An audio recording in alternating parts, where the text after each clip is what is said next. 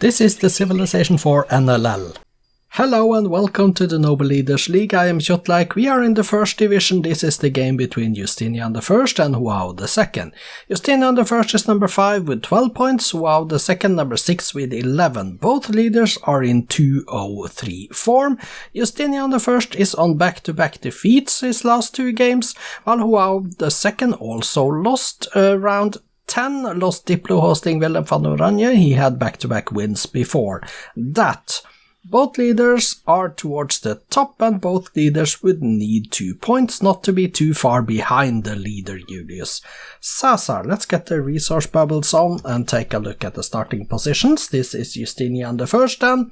He starts here in the east. This is a rather big starting continent, all the way up here and down here into the west. So most land is on the starting continent, riverside. There is sugar, pigs, some ivory, and we see also some dyes up here. He starts in the east then. Justinian starts all the way in the west. I believe it is over here, yes. Next to, there is a cow, 2 stone resources, there is oil for later, and there are some pigs as well.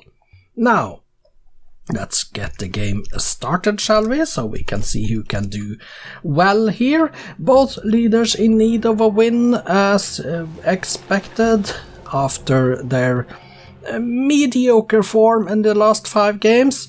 Joao II now up to 2 cities, Justinian 2-2, 3-2 cities at the moment for Joao. Turn 80 coming up, 3-3 in the city count, and Joao II is pleased towards Justinian, so let's see what that matters in this game. Justinian now, Joao up to 6 cities, Justinian on 5 at the moment, 65. Justinian is a little bit weaker than Joao though. They have equal in score, they are changing positions on the scoreboard so often I have trouble paying attention to the city count actually, because they change so often. I think it is Joao now 7, Joao now 8 and Justinian 5. So Joao is also expanding to the continent down south. He's not only expanding in the starting continent, he gets his way down south as well for a few cities down there. So Joao II now, 10 cities to Justinian I, 7, 11 cities now. Turn 166, 167, 11 cities to 8, Joao II. Justinian is a little bit weaker than Joao, down to 0.8 the strength, but Joao is pleased with Justinian, so it's not a big danger of a war declaration. Justinian now up to 0.8, 0.9. There was some apostolic palace being built as I saw there as well. I don't know who built it. We'll just have to wait and see if anyone can win Diplo here. Turn 204, 205, 15 cities Joao II, 10 cities Justinian I, now 17 for Joao, 11 for Justinian. They are quickly building their cities up, and Joao now going optics as well, and we see Justinian now down to 0.6 the strength of Joao II, which means Justinian is not building military units, but Joao II is 20 cities for Joao, 11 for Justinian I, and I think unless Joao votes for Justinian to win Diplo, this is a very good chance for Joao II to grab another win. 23 cities to 11 now. Joao II, he is clearly the bigger one, he is the stronger one, he has more in score. Justinian I going for engineering. I think Justinian, if he has the Apostolic Palace, should try to win it by using that. Let's see if he does. He's down to 0.4 the strength of Joao though. Maybe Justinian is just trying to go culture, because he's certainly not building military units. And Joao II, well, 2.5 times as strong as Justinian now, getting printing press. Well, Justinian going optics now. But there is no more land in the New World to settle, just an island and some outcroppings of up in the Arctic. So Byzantium... The Byzantium leader doesn't really have that much to find in the New World, but he doesn't know that yet apparently. He's down to 0.4 the strength of Joao though, and Justinian is going for, well, he's teching still. He hasn't turned on the slider, but you never know. You never know what he is trying to build in his cities. 12 cities Justinian I, Joao up to 31, and Joao II is a lot stronger, Joao is a lot bigger. Joao is my favorite here at the moment. 13 cities Justinian I though, to 32 for Joao. Joao is on steel, which means he's going to get cannons as well on railroads next, while Justinian takes towards economics now, turn 306. And still not running the slider, Justinian I, but he's so weak, he could just as well try. 13 cities for Justinian, we have the war, oh there is the war, okay, now it's going to end with the Joao II domination victory, isn't it? 13 cities left for Justinian I, and Joao is so much stronger that he shouldn't have any problems in this war. 32 cities Joao II, 13 cities Justinian I.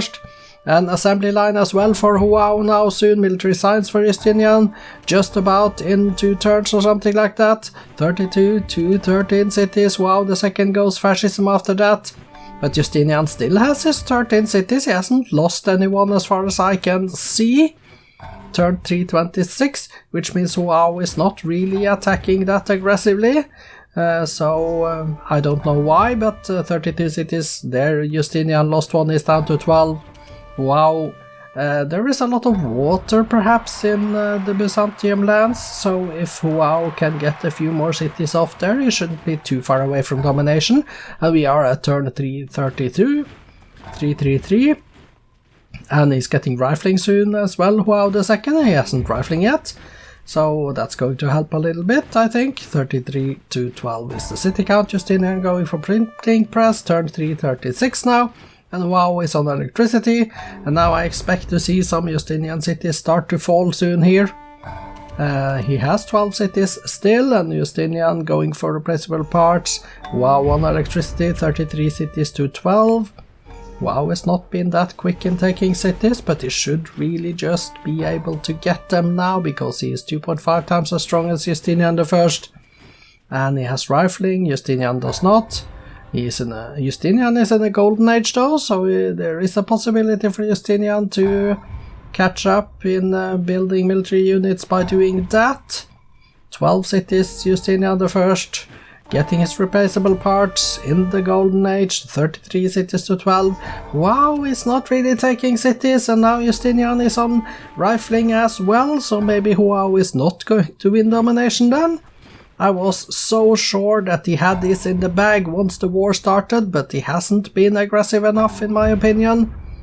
If he has enough land to win domination already, I don't know, maybe he should just settle that island out in the west, as you can see on the map. Maybe that could be enough. Maybe he doesn't really need that much more land, but he needs to take a couple of cities, I believe, maybe. Justinian is still 0.4 the strength of Joao, though he hasn't lost any more strength since the start of the war.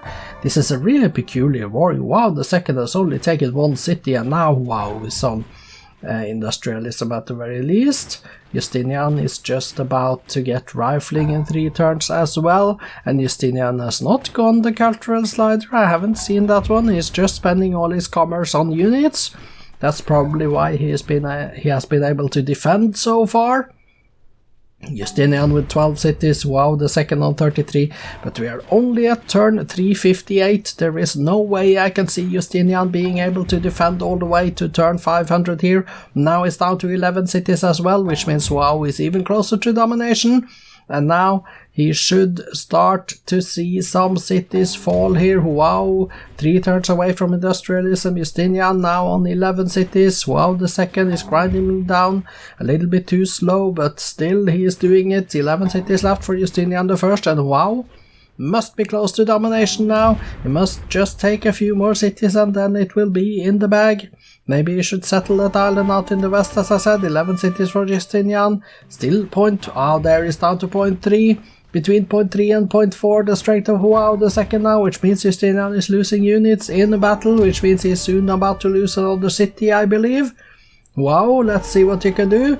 34 to 11, turn 369 is not going to be a particularly early domination win, but it's still early enough that, 30 turns left to do it before turn 400, and that should be a goal as well, because that is relatively early domination at least. 11 cities for Justinian I, and he is very slow at losing cities, Justinian I. He's not going the cultural slider, he is doing the military unit upkeep thingy, and that is good, because that's his only hope to survive actually this game. I don't think he will manage to do it, there are just too many turns left, but at least he is trying. And Joao II, he's getting artillery, which is going to help a little bit as well. Actually, I think it's going to help a lot. 34 cities to 11, and Joao on rocketry next. Justinian is taking towards democracy, but he's taking slowly because he's spending all his commerce on units. 11 cities left for Justinian I. He's still holding on, turn 379, but Joao II, he is slowly, oh so slowly, grinding Justinian down. 34 cities to 11, he has taken 2 off of Justinian. I think Justinian had 13 when the war broke out. Now it's down to 11, and Joao II, he is soon about to take another one, isn't he? Turn 382, at least I hope he is, because I don't want to sit there forever. 34 cities to 11 is the count, and Joao II. Yeah, I am not impressed by the way you are doing this war, actually, but I am impressed by your early game and your expansion and putting yourself in a very good position. That is what impresses me, not the warfare in itself. Justinian I down to 10 cities now. Joao II 35 to 10, he took another city, but we are at turn 385, and there is the domination. Finally it did kick in. Turn 386, 1966 AD, relatively early still though, even though it could have been a few turns earlier had he been a little bit better at attacking and taking cities, but he did it in the end. He did build up a big enough empire that it was no doubt. It just took some time. Congratulations, Joao II with the win and the 2 points.